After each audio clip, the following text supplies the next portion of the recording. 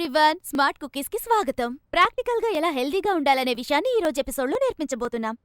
2 days back మా friends అంతా కలిసినప్పుడు మార్నింగ్ ఏం చేయాలో మాట్లాడుకున్నాం. అందరూ మాట్లాడుకునేలాగే మాట్లాడుకున్నాం. అదేంటంటే న్యూస్ పేపర్ చదవడం, మెడిటేషన్ చేయడం, ఎక్సర్సైజెస్ చేయడం. ఆ తర్వాత ఆ కన్వర్జేషన్ రేస్ రూమ్ గురించి మాట్లాడాం. నాకు తెలుసు ఉదయాన్నే దాని గురించి మాట్లాడటం కాస్త ఇబ్బందిగా ఉంటుంది. కానీ మీకొక విషయం తెలుసా? రోజంతా ఆరోగ్యంగా ఉండాలంటే రొటీన్ గా బాత్రూమ్ హ్యాబిట్ ఉండాలి. మీరు ఉదయాన్నే న్యూస్ పేపర్ చదవకుండా కూడా బయటికి వెళ్ళొచ్చు, కానీ మల విసర్జన చేయకపోతే మాత్రం మీకు రోజంతా మూడీగానే ఉంటుంది. కాబట్టి మీకు రెగ్యులర్ గా మల విసర్జన కావాలి అంటే మీకు మీ ఫుడ్ లో ఫైబర్ ని చేర్చుకోవడం చాలా అవసరం.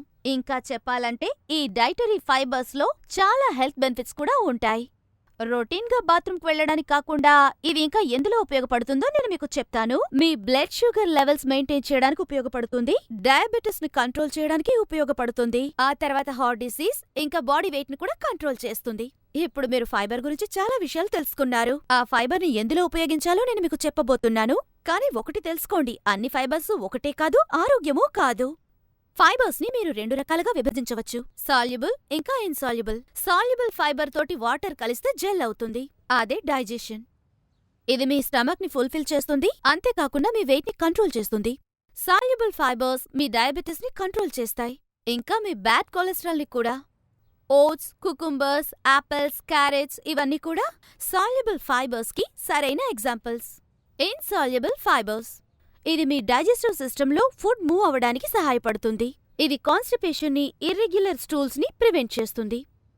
Whole wheat, whole grains, wheat grams, seeds, nuts, barley, brown rice, broccoli, cabbage, onions, tomatoes, ఆ తర్వాత పచ్చని కూరగాయలు అన్నిటిలోనూ ఇన్సాల్యుబుల్ ఫైబర్స్ చాలా ఉంటాయి. డాక్టర్స్ మగవాళ్ళకి, ఆడవాళ్ళకి, ముఖ్యంగా 50 ఏళ్ల వయసు లోపున్న వాళ్ళకి 38 ఆర్ 25 గ్రామ్స్ ఫైబర్స్ ని చేర్చుకోవాలని చెబుతారు.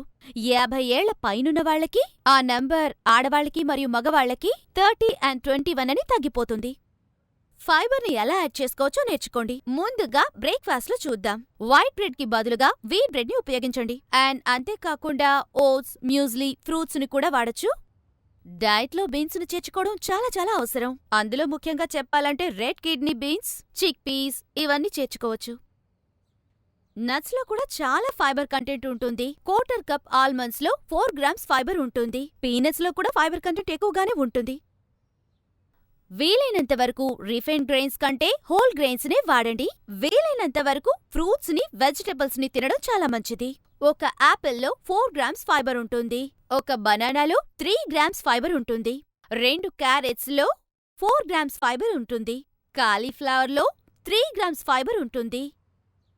ఈరోజు మీరు చాలా విషయాలు తెలుసుకున్నారు, వీటిని ఉపయోగిస్తారు కూడా.